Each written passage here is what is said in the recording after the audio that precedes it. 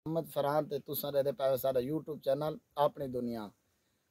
अज असां किताबां दे विच पढ़दे आसे, मदरसे दे विच पढ़दे आसे, सुनदे आसे भई एक ओ कुआं है जिंदा नाम है आबे हयात। जेड़ा बंदा उतो हिक दा पानी पी गिंदे समझो मौत उंदे नजदीक नहीं आंदी, जिंदा ही जिंदा रासी। अज असां फिरदे टुरदे गुलेंदे बहुत सफर तो बाद अज असां आ गए ऊं कुएं ते आबे हयात।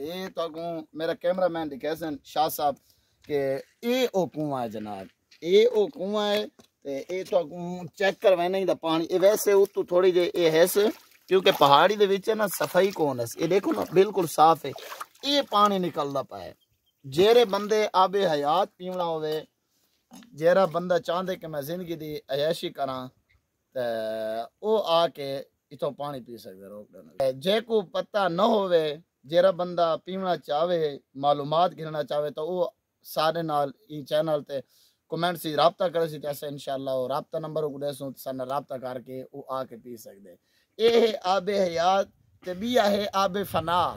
जेरा बंदा पीसी खत्म, जेरा बंदा अपने घर चुकाए कर तंगे, प्यो कर तंगे, भाई कर तंगे, किसे बंदे कर तंगे या दोस्त का एक गिलास पिलावे आबे फना।